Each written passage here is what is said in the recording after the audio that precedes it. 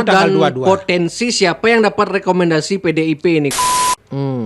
Saya punya analisis bahwa masuknya PDI Perjuangan ke Prabowo karena chemistry-nya yang sudah jalan lebih kepada upaya untuk mulai mengexit peran Jokowi pada pemerintahan Prabowo. Ada misalnya chemistry-nya di pusat sangat kuat merah putih, jangan-jangan di Bali juga merah putih. Bisa saja Dega aja jadi wakil gubernurnya Koster misalnya. Bisa kan? aja gitu kan. Bisa. Atau jadi Koster wakil Dega gubernurnya aja. kalau Giri direkom, jadi wakil gubernurnya Giri kan bisa saja terjadi. Konstelasi akan jadi berubah. Termasuk yang di kabupaten. Nah, tapi kompetitornya kan belum kelihatan. Siapa yang dari luar PDIP yang punya potensi tampil. Kalau Bung tanya saya, sebetulnya salah dua dari DPD ini kalau bersatu ini ngeri ini. Wih.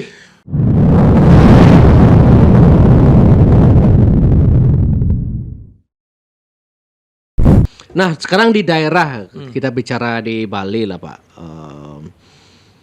Ini kira-kira gimana petanya kira-kira di Bali? Apakah tokoh-tokoh itu menunggu MK ini juga, Pak? Atau gimana? Persis. Jadi termasuk juga menjawab pertanyaan kira-kira PDIP merapat kemana toh? Nah, PDIP merapat menunggu kemana tanggal dan 22. potensi siapa yang dapat rekomendasi PDIP ini gubernur? Nanti. Jadi sekarang kan pertanyaannya apakah Nasdem merapat ke Prabowo gitu kan? Apakah PDIP akan merapat ke Prabowo? Maka sinyal sudah dimunculkan oleh PDIP akan menunggu hasil putusan Mahkamah Konstitusi. Kenapa? Jangan lupa kemarin muncul artikelnya langsung Ibu Megawati Soekarno Putri di Harian Kompas loh, yang keras sekali mengkritisi soal pemilu ini kan. Oke. Penulisnya langsung kelihatan Megawati Soekarno Putri itu di halaman opini Kompas ya. Saya nggak baca itu. Ada. Poin-poinnya apa itu, Pak? Ya seperti yang beredar selama ini. Jadi cukup kritis. Makanya kalau melihat dinamika ini dalam analisis saya sebetulnya PDI Perjuangan ansi Megawati Soekarno Putri dengan Gerindra dan Prabowo sebetulnya nggak ada masalah. Jadi sebetulnya PDI nggak masalah dengan Gerindra dan Prabowo. Dengan Gerindra enggak. Jadi kalau yang bicara masalahnya soal dengan kalau bicara soal kualitas pemilu kan berhadapan langsung dengan KPU sebagai penyelenggara dan presiden. Masuknya Gibran dengan cara yang mereka anggap kemudian tidak pantas, tidak patut, tidak etis itu dalam gelanggang pertarungan. Jadi lebih kepada pertarungan Sebelum Jokowi. lanjut, tapi begini, dulu kalau nggak dipakai Gibran sama Prabowo, katanya PDI mau pakai, gitu katanya ada narasi begitu, Pak. Iya, tapi kan tidak harus membongkar undang-undang seperti ini. Saya kalau dia undang-undangnya tidak mengizinkan, tentu juga PDIP akan berpikir ulang toh, untuk memakai Gibran itu. Tapi poinnya adalah itulah penjelasannya kenapa menunggu tanggal 22 ini di Jakarta santer beredar, begitu setelah tanggal 22 baru Ibu Megawati akan ketemu dengan Prabowo. Sekarang ini ketemu dengan Puan. Artinya apa? Kalau betul terjadi pertemuan Prabowo dengan Megawati dan kemudian misalnya PDI Perjuangan masuk dalam pemerintahan Prabowo, saya punya analisis bahwa masuknya PDI Perjuangan ke Prabowo karena chemistry-nya yang sudah jalan lebih kepada upaya untuk mulai mengexit peran Jokowi pada pemerintahan Prabowo. Berarti posisi kalau Mega dan Prabowo bersatu, Jokowi akan tersingkir. Jokowi akan posisi pelan-pelan. Jokowi dan Gibran tidak aman ini. Ya, Jokowi akan tersingkir pelan-pelan. Calon wakil presiden terjadi. Jadi dinamikanya begitu. Nah, artinya apa? Kalau PDIP setelah tanggal 22 berkoalisi dengan Prabowo kan menentukan konstelasi di daerah. Betul. Ya, konstelasi di daerah itu akan apa namanya akan sangat terbuka.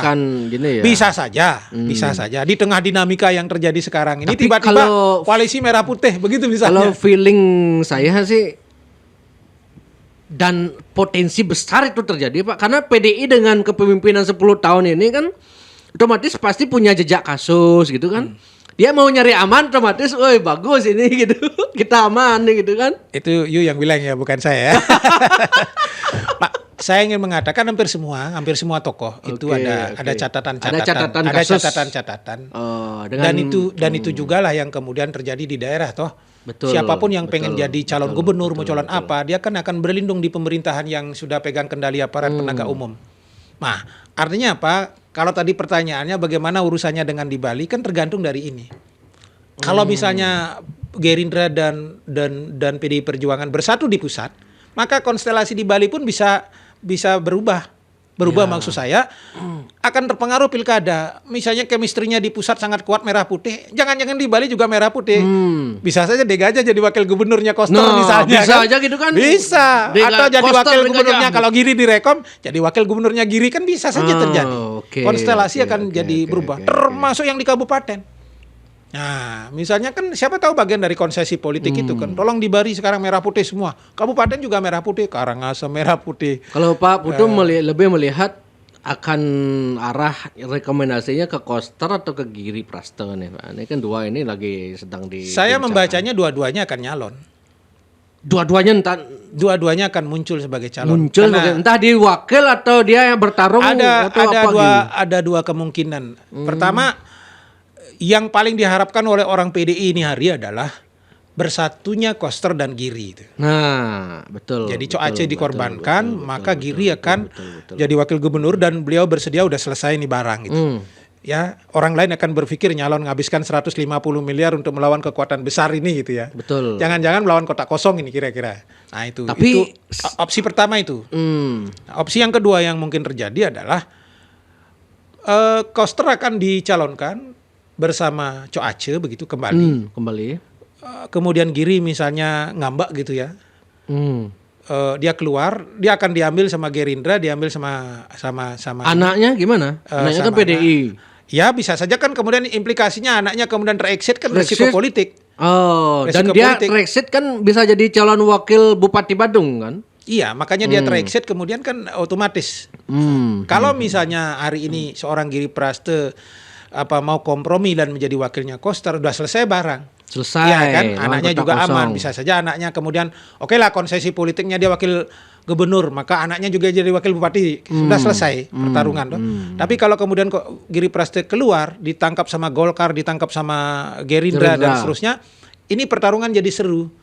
Wakilnya Giri Prasto pasti ngambil dari utara. Apakah misalnya Agus Ratnyana, apakah siapa tahu. Agus Ratnyana kan PDI Pak. Ya, siapa tahu bersedia gitu misalnya. Tapi bisa saja juga opsi yang ketiga akan terjadi. Apa itu? Gimana? Karena ini bertarung Koster sama Giri, akhirnya orang netral diturunkan sama ibu. Siapa? Ibu Bintang Puspoyoga, jangan lupa itu. Iya benar. Jadi tapi kan elektabilitas Bu Bintang kalau kita amati ya belum begitu PDI kan. Siapapun dipasang. Oh gitu ya. Pengalaman kita. Masih ingat kasusnya Puspayoga dengan Mangkupastika? Puspayoga dengan kan kalah waktu itu PDI. PDI kalah cuma 996 suara. Untuk menjelaskan begitu hebatnya periode pertama Mangkupastika, kena hampir kalah itu. Untuk menjelaskan betapa mesin PDIP di Bali itu sangat kuat. Kalau seorang Ibu Bintang Puspayoga walaupun startnya terlambat di Bali, diusung, sangat mungkin dengan mesin yang kuat ini akan bisa memenangkan pertarungan gitu. Mau nggak mau kita harus melihat kenapa Bu Mega menaruh Bintang jadi menteri kan gitu kan. Ya karena ini sudah nggak bisa dirujukin kan. Koster dengan Giri gitu misalnya nggak bisa dirujukin, terpaksa ya sudahlah nih buang dua-duanya, masuklah Bintang. Muncullah Bintang kemudian dengan Agus Suratnyana bisa toh dari Buleleng diambil satu. Itu misalnya. Atau bisa saja calon yang lain dari Buleleng siapa yang akan diambil. Kalau saya ngobrol secara pribadi dengan Pak Koster, kalau saya kan dengan Pak Koster, dengan rawannya Pak Koster biasa karena tiang independen kan. Ngobrol dengan Pak Koster memang benar-benar nyamannya sama Coace itu untuk 2 periode ini. Tapi kan orang politik bisa aja statement beda, tindakan berbeda kan gitu. Tidak, Koster juga kan akan tergantung apa kata Bu Mega. Beliau boleh nyaman, tapi kalau Bu Mega bilang sudah daripada kalian ribut-ribut, ini Koster Giri selesai. Ya kan bisa saja terjadi. Bisa aja terjadi. Cuman dalam pemerintahan yang sih kurang bagus gitu ya. Ya kita lihat makanya itu dan dinamika ini akan terjadi di seluruh Bali gitu. Misalnya PDIP masih sangat kuat di Tabanan toh, punya potensi juga kotak kosong di Tabanan atau di Bangli misalnya sangat kuat itu. Nah, yang sebetulnya menarik di Kelungkung kan. Kelungkung karena pengaruhnya Pak Koster sudah sangat keras di situ, makanya PDI bisa memenangkan pertarungan di sana. Karena kekuatannya Suwirte kan juga sudah ke merah gitu. Tapi jangan lupa Pak, kan ada Pak Koster ada kena kasus ini. Kemarin penjelasan Pak Alit Kelakan di Media Nusa Bali itu sepanjang tidak terkena kasus hukum, jadi rekomendasi tetap akan Koster Aceh gitu kan. Makanya kita kan Kalau kasus hukumnya, kita tidak berbicara soal hal-hal temporer begitu. Kita anggap semuanya normal. Kalau bicara kena kasus, semua punya potensi kena kasus toh? Enggak, ya maksudnya yang sudah terang menerang sudah gini kan? Ya, Koster bisa kena kasus, Giri bisa kena kasus. Saya mau mengatakan semua punya potensi. Kalau sudah jadi pejabat, kalau mau dijatuhkan dari sisi hukum, dicari-cari celahnya. Yang baik-baik sekalipun bisa jatuh.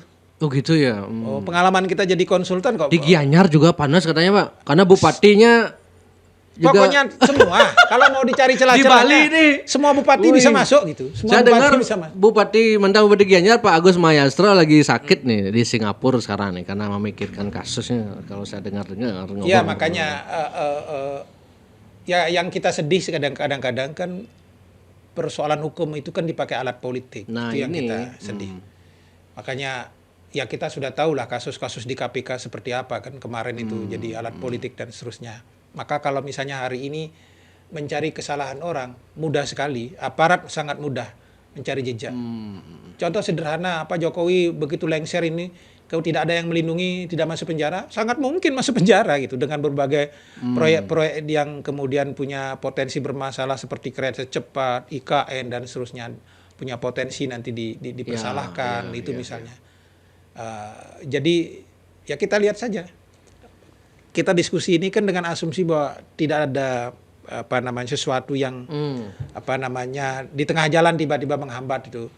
Ya kalau kemudian ada kasus lain lagi ceritanya. Tapi kalau saya tanya Pak Koster, kasus aman? Oh aman gitu. Oh aman berarti payu ya 2 periode nih gitu. Gitu sementara kan keputusan ada di tangan Megawati kan. Ya makanya nanti kan banyak aspek yang jadi bahan pertimbangan. Jangan lupa ibu itu dikelilingi yang saya tahu oleh orang-orang expert. Jadi nanti pada akhirnya survei juga akan menentukan. Dan catat survei. Ya. Dan detik-detik terakhir biasanya. Ya, catat omongan saya. Rekomendasi PDIP dengan seluruh dinamika yang sekarang terjadi di Bali ini akan keluar satu hari. Bahkan mungkin hari H pada saat batas terakhir kampanye, pada batas terakhir pencalonan. Hari H setelah masa berakhir pendaftaran itu ya? baru Tujuannya biar tidak ada kadar yang pokoknya begitu biar nggak ada yang balilu lah. Kalau Megawati kan paling anti dengan yang dua kaki itu kan. Iya. Kalau you main 2 kaki mending keluar gitu kan modelnya. Jadi kira-kira begitu. Misalnya untuk ngeblok Giri biar nggak diambil partai lain, hari terakhir dikeluarkan rekom untuk Koster. Sebaliknya pikirannya juga sama, untuk ngeblok Koster tidak lari ke partai yang lain gara-gara nggak dapat rekom, hari terakhir diberikan rekomendasi ke Giri gitu. Dua-duanya mau dikunci nih biar nggak dimanfaatkan oleh partai yang lain. Pasti begitu nanti settingannya. Oke, benar. Makanya keduanya kayaknya yakin makan dikasih rekomendasi ini. Saya lihat pergerakan Giri Prasta di media sosial kan. Makanya nasib baik keduanya itu akan relatif dapat jalan keluar kalau PDI masuk ke pemerintahan Prabowo. Contoh misalnya. Karena ini sudah masuk ke pemerintahan Prabowo, misalnya rekomendasi itu akan dijatuhkan pada Giri, maka Koster akan beri tempat misalnya salah satu menterinya Prabowo dari Bali. Rekomendasi di PDI. Mungkin akan begitu exit emergency exitnya ya. Jadi jalan keluar daruratnya sehingga tidak terjadi konflik kira-kira begitu. Betul. Yang jadi soal adalah kalau PDIP kemudian jadi oposisi di luar pemerintahan, kan tidak ada jalan keluar. Ini berat di Bali ini. Akan terjadi gesekan di Bali. Diobok-obok di Bali kalau sampai PDIP oposisi di pusat kan. Persis begitu kira-kira. Oke.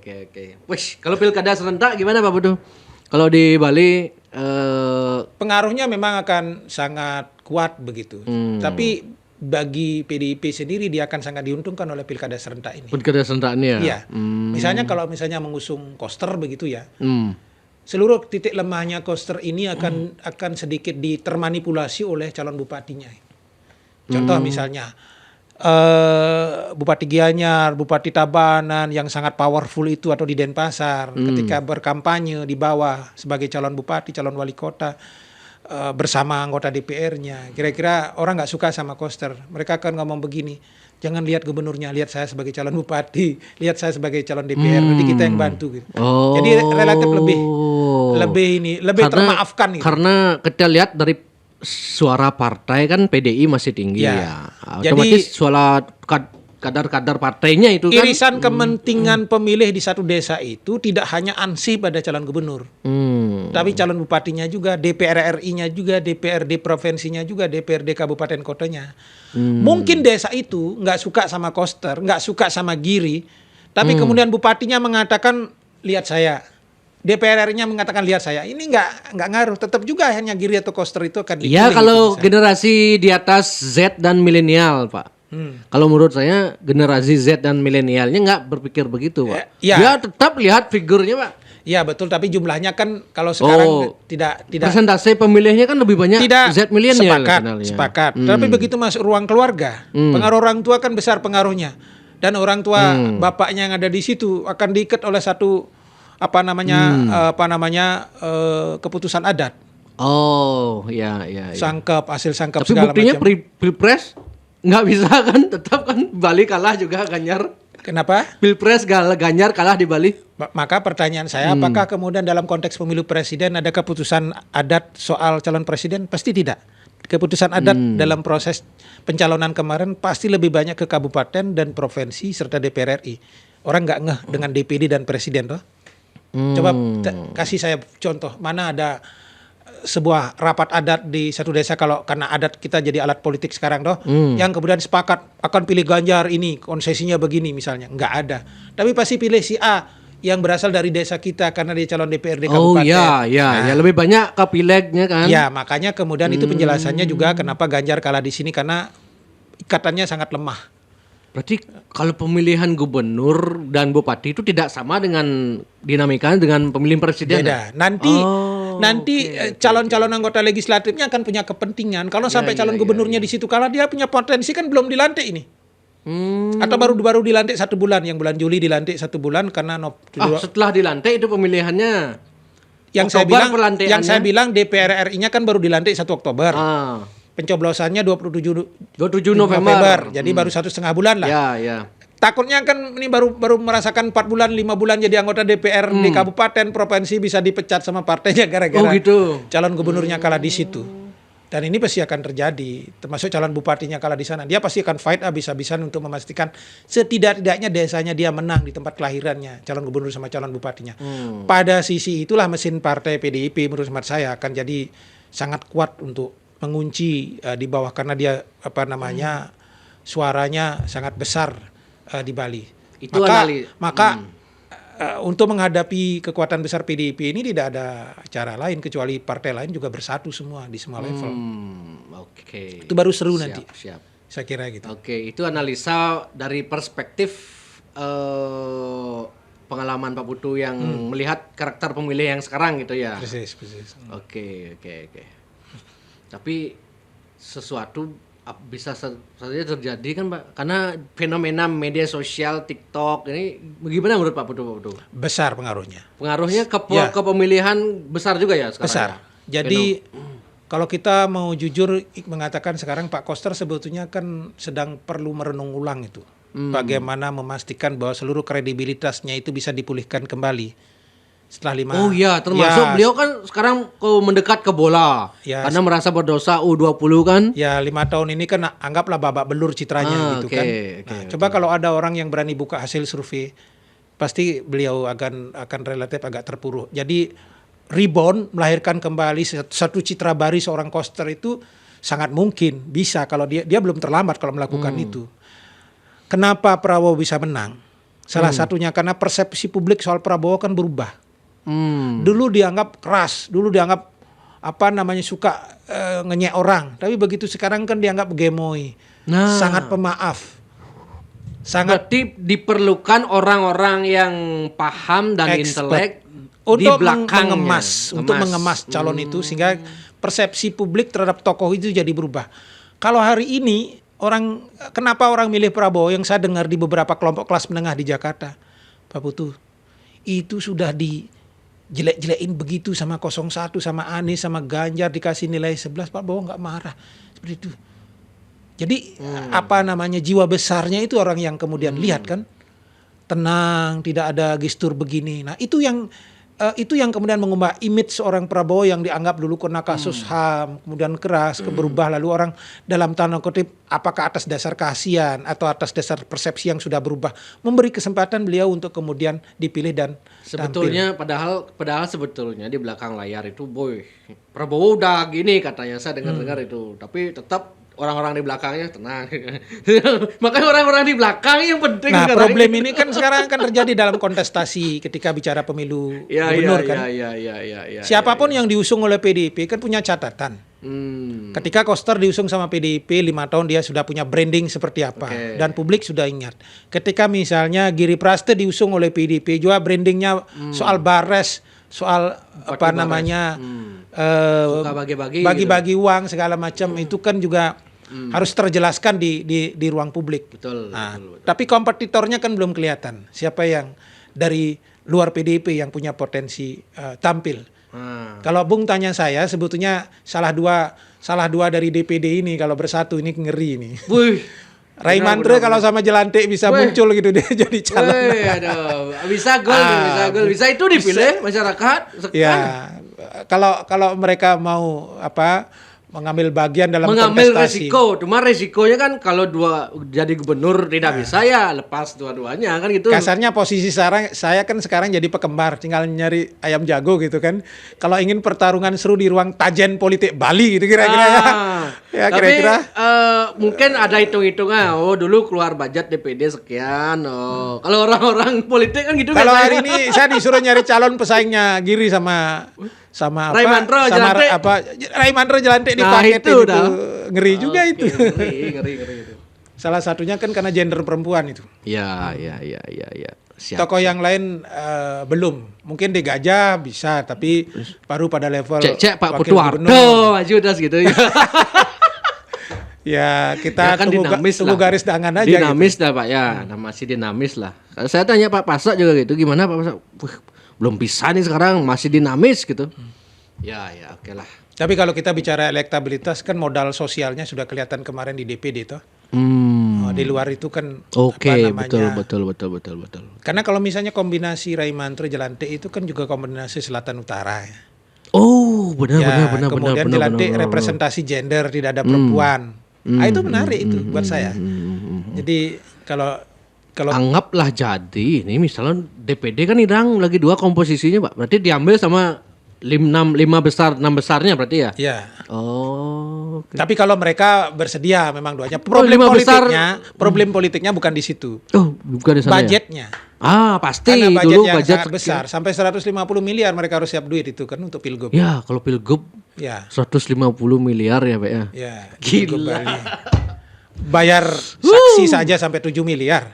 Saksi Pilgub. Gila. Ya, 2013 aja zaman Mangkopastik. Dan itu belum tentu terpilih kan? Ya. Ada kemungkinan tidak terpilih 150 miliar kan? Iya, makanya para penyandang dana siap nggak dia berjudi politik kalah 100 sampai 150 miliar begitu kan? Iya, kecuali lapis tes 1 triliun ikhlaskan gitu.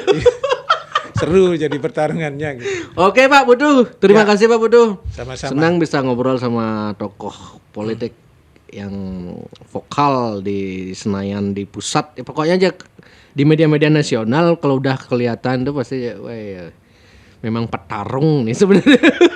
Saya seperti Pasak juga. Ingin memberi warna gitu. Di Bali sepertinya kekurangan orang-orang karena menganggap begini Pak, saya memikirkan di Bali itu dianggap orang yang vokal itu lebih munyi kan, tapi mereka lebih suka tipe kalem tapi kerja. Padahal yang dibutuhkan kan vokal juga penting kan gitu ya. Kritis terhadap pembangunan. Itu loh. Tapi maksud saya begini. Kenapa kita tetap berkiprah di level nasional seperti hanya Pase dan lain sebagainya. Bung sendiri lihat itu di sidang itu. Yang duduk itu hampir 70% orang Batak semua gitu. Iya, betul. Kok Bali tidak bisa mewarnai gitu kan? Salah satu pemicu saya merasa jengah, masa sih tidak ada orang pakai nama Putu kayak gede dalam pentas panggung sebesar Mahkamah Konstitusi gitu kan? Ya, kita juga ingin memberi warna bahwa Bali betapapun jumlah penduduknya sedikit, tetapi kualitas orangnya juga bisa dihandalkan di level nasional. Dalam kerangka memberi warna itulah kita jangan sampai kehilangan. Sambil kita pelan-pelan mulai melakukan proses kaderisasi. Mudah-mudahan segera generasi berikutnya bisa masuk ruang panggung nasional sehingga kita menarik mundur ke belakang. Kira-kira begitu. Oke, siap Pak Bedu. Terima kasih Pak Bedu. Kita akhiri Om Santi Om. Sukses.